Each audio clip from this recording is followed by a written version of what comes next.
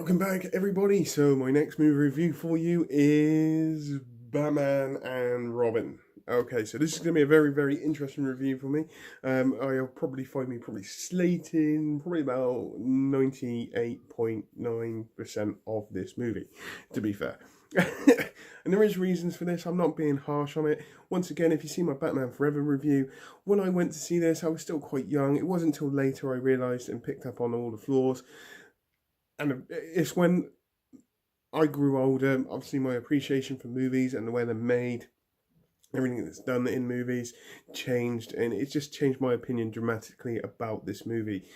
Yes, I've seen many other movie reviews on this movie, but these are just my personal opinions on this movie. So I'm not being completely harsh. If you do like this movie, it's just something that how I feel, because I've got so much love, obviously, for the Batman universe. Those last two movies in that set of franchise just really, really kind of put a dampener on the mood for me of where they could go after this movie. So this movie introduces George Clooney as Bruce Wayne and Batman. Once again, Chris O'Donnell returns to be Dick Grayson and Robin. We're also introduced to Alicia Silverstone as Batgirl. We have Arnold Schwarzenegger as Mr. Freeze and Uma Thurman as Poison Ivy. Now, my main problem with this movie is the fact that it went comic bookish, but then went about 10 steps over campness on this movie. Batman Forever was really, really campy, but this one took it to a brand new extreme. And it wasn't until a few years later, after this got released, when I was probably say like 18, 19, when I rewatched it, I just went, do you know what? I haven't watched Batman and Robin in a while. I'm going to watch it. And I sat down and watched it, and I just realised how incredibly bad this movie is. And it's just the acting of George Clooney as Bruce Wayne and Batman. It was one of the most cringeworthy, strangest performances I've ever seen, to be honest. It was just, you just took the dark Batman that we had from Batman and Batman Returns and just completely camped him right up with these stupid one-liners, which he doesn't do. He's brooding, he's dark. It's supposed to be that way. The suit itself is like this bluey kind of grey, and I didn't mention the bat nipples because it's been mentioned in so many different other movie reviews and all that kind of stuff. But stupid qualities like that, and not even introduce the ice suit that they have at the end. I'm just looking at it and I'm going, why? Why all the silver bits are in that suit? I just don't get it. It's just pointless, you know? Action sequences with Batman in here are half rate at that, you know, and I'm being a little bit generous there, to be honest. There are a couple of little bits which are okay, but that's about as far as it goes. Just a very poor performance, in my opinion, from George Clooney, and it just destroyed the Batman for me at that time. You know, and I did wonder about where they were going to go, but luckily they managed to redeem it with the Christopher Nolan's. But it just took camp and then multiplied it by about 20. In fact, actually, it made the 1960s Batman series look really, really good, honestly, in my opinion.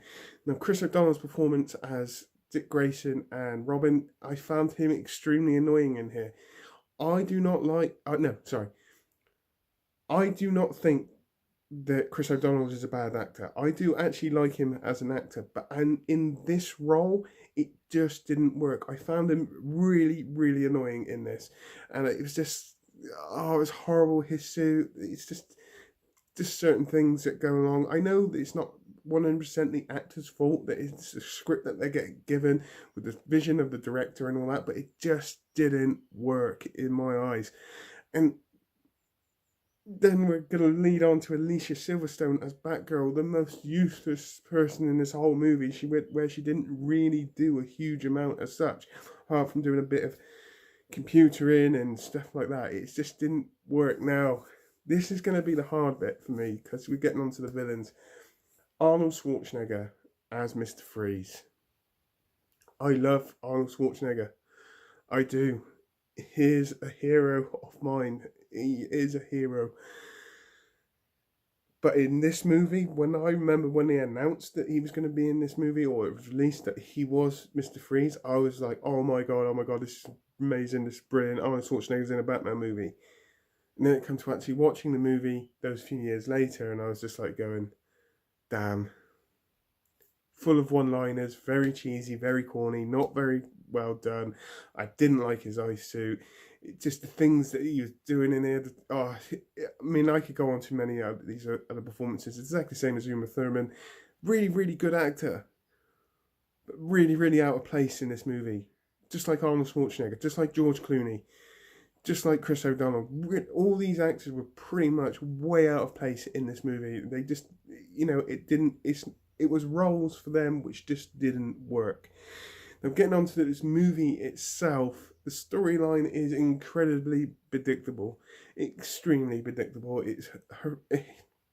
What I dislike is that I can predict a movie or the ending of a movie within the first 15 minutes. It really does bug me. I like my brain to think a little bit when watching a movie, especially if there's going to be a plot twist in there. I just want to go, right, okay, so this is happening there, that's happening there, what's going to happen there? And it was just like, well, I know what's going to kind of happen, so I'm just going to just sit here and just watch the movie and just see it all pan out. Took away element of surprise, and it just didn't work for me. Visually, I do apologise if I seem like I'm really slating this. I really, really do. But it is a very, very bad movie for me. Visually, this movie is it's like Gotham in this is just stupid. The colouring in there is horrible. I mean, I'm trying to be nice, to be fair. I'm trying to be really, really nice. It's just one of these. Oh, it's just weird. And action sequences in this as well were just very low rate, in my opinion. It's kind of action sequences I expect to see in a B movie, to be fair. But, I'm trying to find a positive from this movie. I think the only positive I can give this movie is the fact that when it came out, I was still young enough to go in there into the cinema and watch it and enjoy it. The downside is that at some point in your life, you do actually have to grow up. And then where my appreciation of movies changed as I grew is the reason why I got this big dislike. I still got all the DVDs of them. I'm literally just behind this camera, and all they're doing now is just literally just collecting dust. I know it seems like I was being really, really harsh, but it is a poor movie. There are all sorts of other different things in here. The one-liners from George Clooney, the credit card bit was horrendous as well. That was awful. I get at the time what they were trying to do with this movie. They were trying to introduce it to more of a younger audience. Movies, the special effects in movies, all that kind of stuff was starting to get bigger, and they were trying to make some money. Unfortunately, it didn't work in this case, because when it comes to something like Batman, you have to try and at least try and keep it on the same power as the first two, or the darkness of the first two, which is, like I said in the Batman Forever review I did a few days ago or last week. My biggest bugbear with those two movies is the fact that they took away the dark side of Batman and they've turned him into this one-liner comedic kind of crime fighter that lost his parents. And there were a couple of serious tones in this movie, but it just didn't fit in with the movie. It's like you can't have a campy comedy kind of Batman movie and then just throw in a really big serious bit near the end and expect everybody to go, well, that's actually a really good movie because of that. Because it's not. It is the one point of this movie which is quite serious, but it's just, it destroyed the franchise for me, and it even destroyed a little bit of hope of where they were going to go, because if they carried on with that kind of route, then I probably would have lost a lot of love for the Batman franchise. It wasn't until the announcement that they were going to be making Batman Begins and completely rebooting the movie franchise is the reason why I restored hope. And I remember, and I know I'm going off the subject of the actual movie review itself, I remember them releasing the first promotional picture of Batman in Batman Begins where he's on the railing, and I just looked at that and I just went, thank God. And that's honestly how it was. I looked at it and I went, oh my God, that's absolutely amazing. which set up a franchise for me, which is probably one of the favourite 3 movies of Batman ever. And it just encouraged me. And then we got introduced to a new Batman with Ben Affleck with Batman versus Superman, Justice League, which are going to be reviews for another day.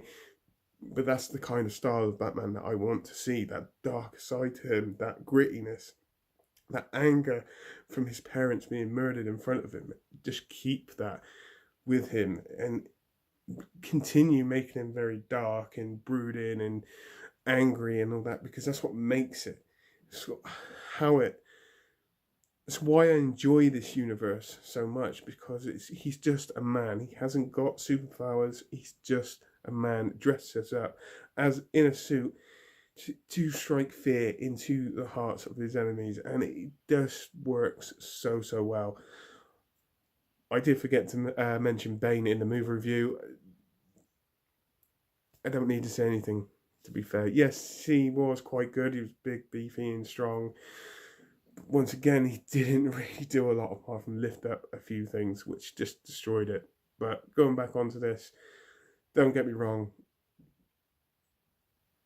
If they just kept to the dark side of that kind of universe with Batman back then, I think they could have been in a very good situation. But because of that, they restarted it. They had to reboot it. It just, So, if I was to rate this movie, and I know this is going to be harsh, it's going to be a 1 or 2 out of 10, basically. Probably a 2, to be honest, because it is still a Batman movie, and at the time, when this movie came out, I was still a kid, and when I first watched this movie, when I was a kid, come out of that cinema and did enjoy it. It wasn't until later I realised how bad this movie was. So, on that note, please tell me what you think. Put it in the comments down below as normal. I hope you all have a great rest of the day, whatever you're doing. Please take care and goodbye.